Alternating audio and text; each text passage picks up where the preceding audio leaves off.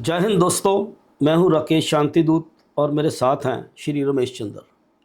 Shri Ramesh Chandra cadet diplomat रहे हैं। बहुत से देशों में राजदूत के रूप में भारत का प्रतिनिधित्व किया है और वर्तमान में वो अंतर्राष्ट्रीय स्तर के अम्बेडकरिस्ट हैं। स्वागत है रमेश जी। Thank you.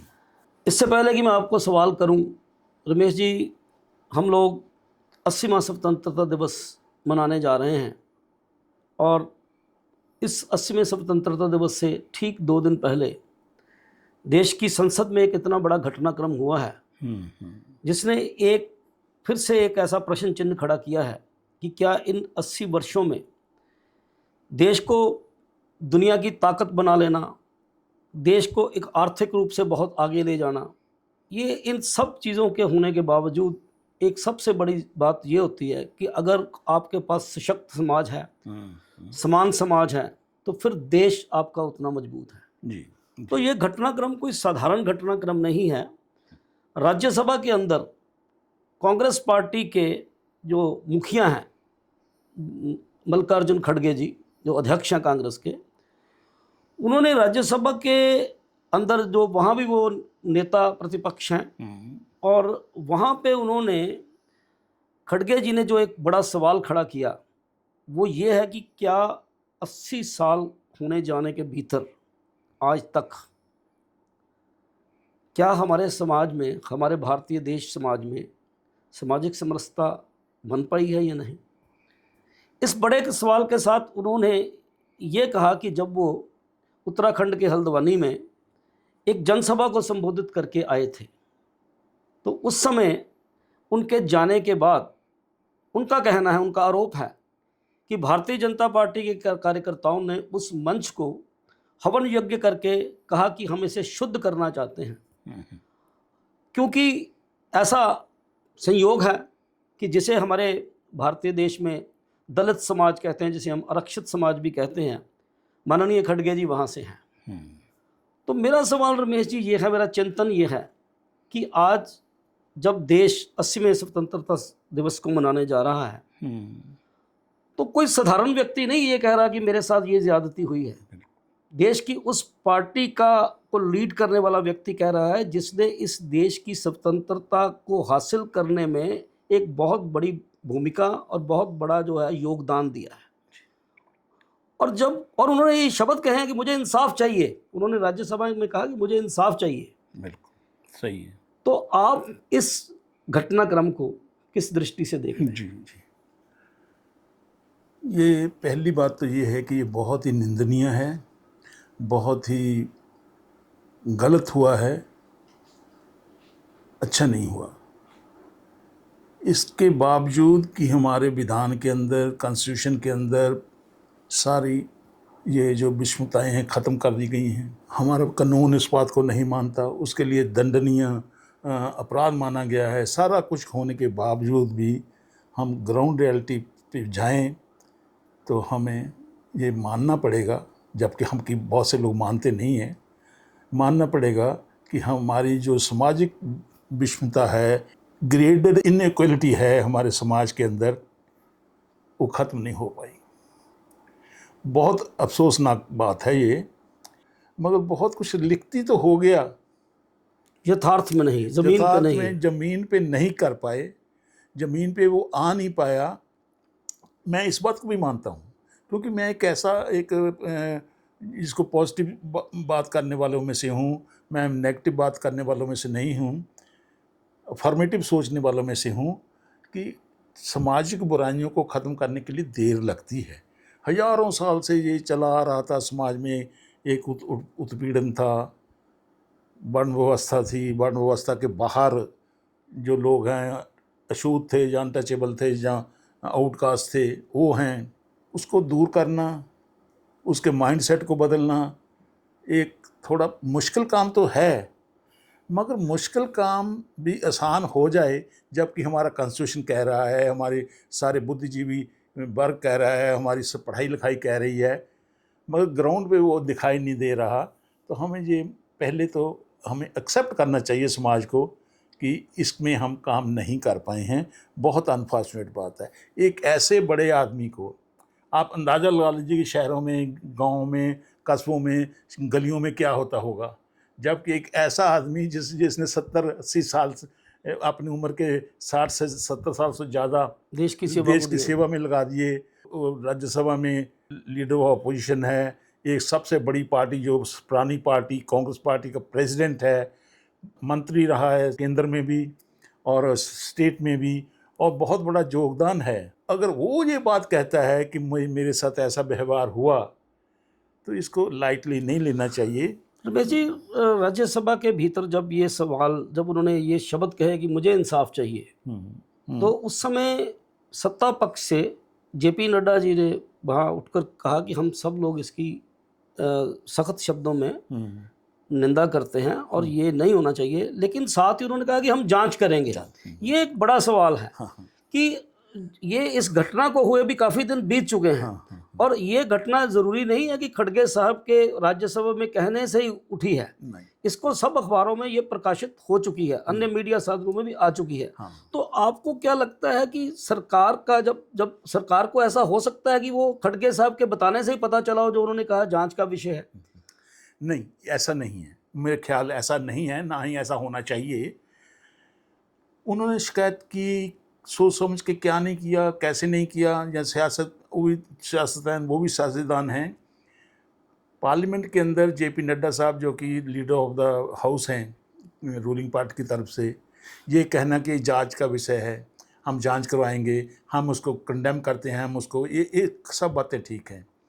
एक शेर है कि मस्जिद तो बना दी पल भर में ईमां की हरारत वालों ने, जी, मन अपना पुराना पापी है बरसों से नमाजी बन न सका। इकबाल बड़ा उपदेशक है, मन बातों से मोह लेता है, गुफ्तार का तो ये गाजी बना, किरदार का गाजी बन न सका। ये एग्जैक्टली हमारी अप्रोच है, मतलब हमारे कहने और करने में अंतर है। कहने करने में अंतर है, जैसे वहाँ हुआ।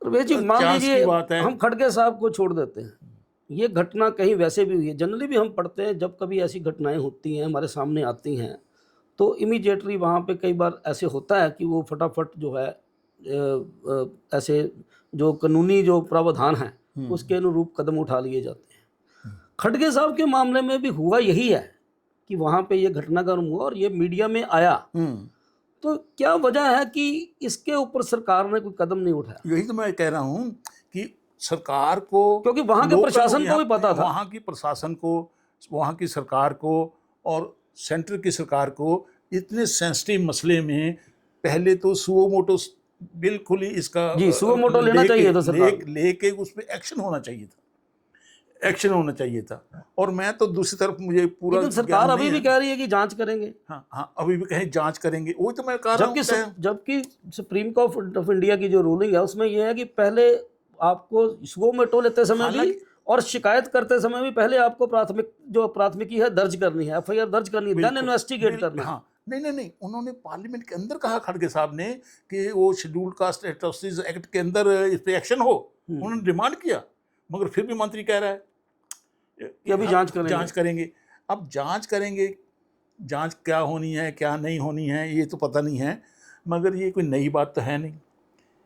ये अम्बेडकर साहब के साथ तो हुआ ही हुआ, जो अभी कॉन्टेम्प्रेरी सेंस में कहें तो पहले प्रेसिडेंट रामनाथ कोविंद के बारे में यही सुना कि एक मंदिर में ऐसा हुआ, प्रेसिडेंट मुर्मू के बारे में ऐसे ही सुना, अभी एक अखिलेश यादव समाजवादी पार्टी के, उन्होंने कहा कि उसके रेजिडेंस को भी धोया गया था, हालांकि वो ओबीसी, वो हालांकि से धोया गया था। हाँ, हालांकि वो दलित भी नहीं है, कम से कम अदर बैकवर्ड क्लासेस, शूद्रा है, अदर बैकवर्ड क्लासेस में है, वो भी है।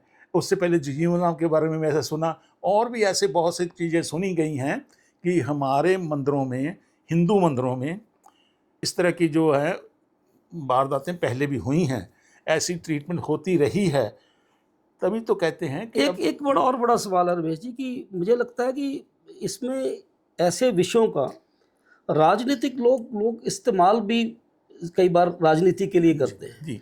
जैसे कि मुझे लगता है कि जब खड़गे साहब का जब ये वाला घटनाक्रम हुआ तो क्या खड़गे जी ने इसकी कोई शिकायत जो है लिखित रूप में शिकायत वहां दी या नहीं दी, इसके ऊपर अभी कोई स्पष्टीकरण उतना नहीं है। हाँ हाँ हाँ तो मुझे लगता है कि वो जिन्होंने दूध से धोया है उन्होंने तो अपनी पोलराइजेशन के लिए दूध से धोया है। हाँ, उनकी अपने लेकिन एंगल मुझे है। लगता है कि खड़गे साहब ने अगर वहां कोई शिकायत दर्ज नहीं की तो उनका मकसद भी इसे राज्यसभा में आगे कहना, एक पोलराइजेशन करने की कोशिश हो सकती है। हाँ, दोनों चीज़ें भी हो सकती हैं।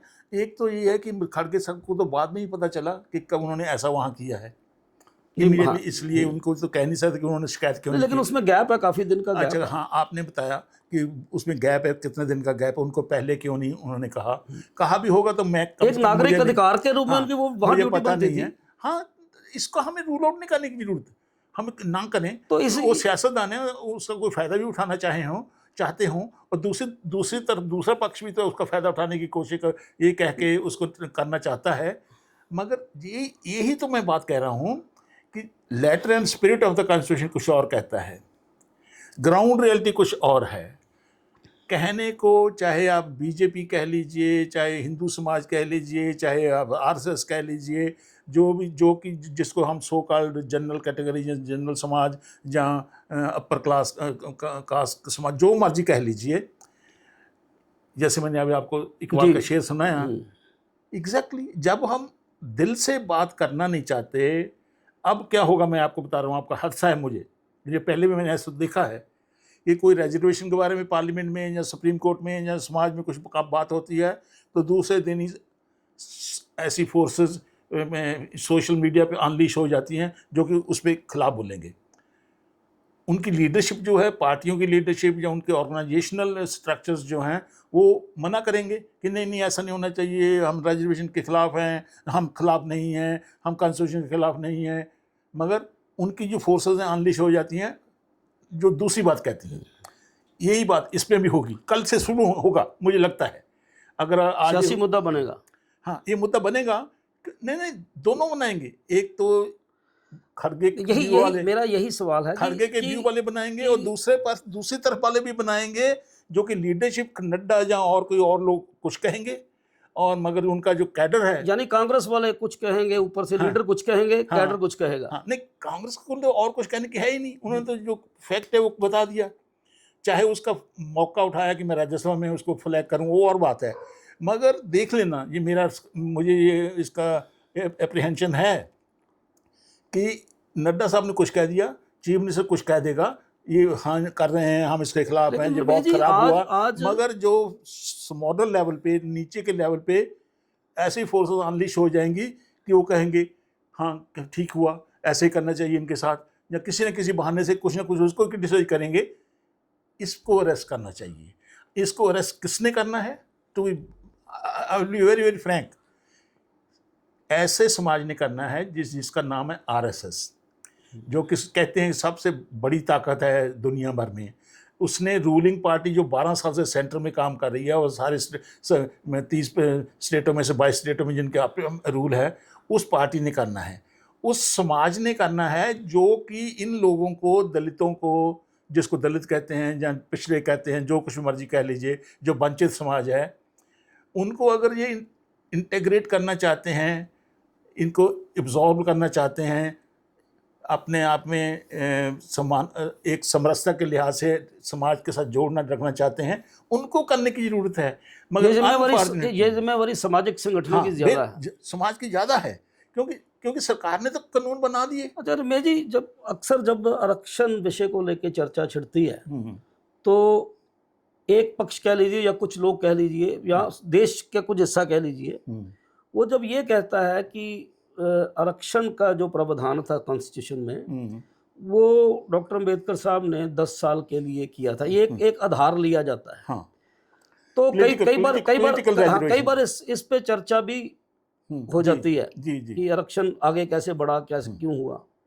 लेकिन जब हम ये ऐसे घटनाक्रम जो हैं, जब हम 80वां स्वतंत्रता दिवस अब एक दिन बाद मनाने जा रहे हैं, तो फिर ऐसे घटनाक्रम उन दावों को जो 10 साल वाली बात करके कहते हैं कि इसको हटना चाहिए, तो वो दावे कमजोर नहीं होते लगते आपको?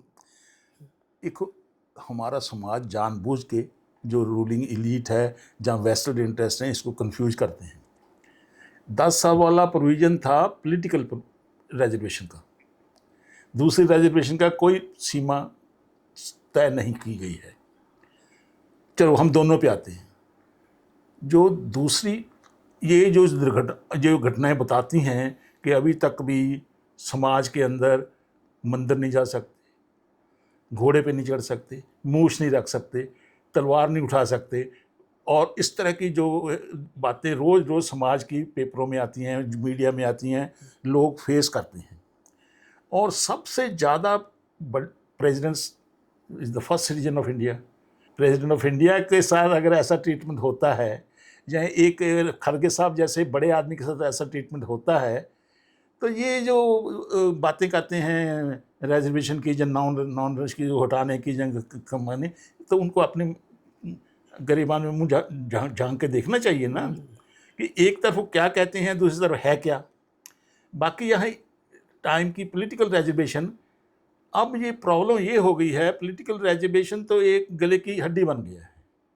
और जो पॉलिटिकल जो रूलिंग एलीट्स हैं, जो रूलिंग जो लोग हैं, उनको ये सूट करता है पॉलिटिकल रिजर्वेशन। मैं तो चाहता हूँ कि पॉलिटिकल रिजर्वेशन ख़त्म हो जाना चाहिए। अच्छा जी। पॉलिटिकल रिजर्वेशन उनको सूट करता है कि ये कि सारे के सारे 140-45 कितने वहाँ MP बैठे हैं, वो सारे डिवाइडेड हैं, कोई 2 हैं, वो 4 हैं, 5 हैं, कोई 10 हैं, 15, 20 हैं, पार्टी विप है।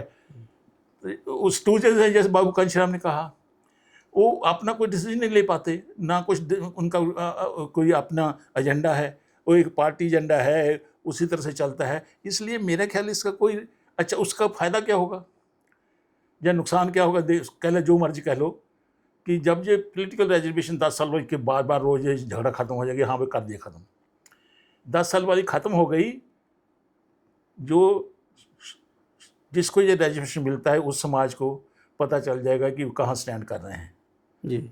और दूसरे समाज को भी पता चल जाएगा कि ये 10 साल की हम बात तो बार कर रहे थे, अब कितने लोग ये बिना उसके चुन के आए हैं और कितने इन्होंने कैंडिडेट बनाए हैं, उनको भी पता चल जाएगा। जो हार्ड रियलिटी सामने आ जाएगी तो पता चलेगा। जब पता चलेगा, that will lead to some sort of uprising, some sort of understanding, some sort of कि भाई ये देख लिया अब क्या हो रहा है, तो कुछ ना कुछ तो चेंज आएगा ना। वानी, मैं आपको बता रहा हूँ, एक जस्ट कंक्लूड, क्रक्स यही है कि अम्बेडकर ने कहा था कि हमने पॉलिटिकल डेमोक्रेसी इस्टेब्लिश कर दी है, but unless and until we transform this political democracy into economic and social democracy, democracy has no meaning. तो अगर लैट एंड स्पिरिट विधान अपना कॉन्स्टिट्यूशन के मुताबिक हमने चलना है, अपने समाज को एक इंक्लूसिव सोसाइटी बनाना है, एक समरसता को लाना है, तभी हम आगे बढ़ सकते हैं। नहीं तो आप जितना मर्जी जोर लगा लीजिए, आप इस स्थिति में रह के देश को आगे नहीं बढ़ा सकते।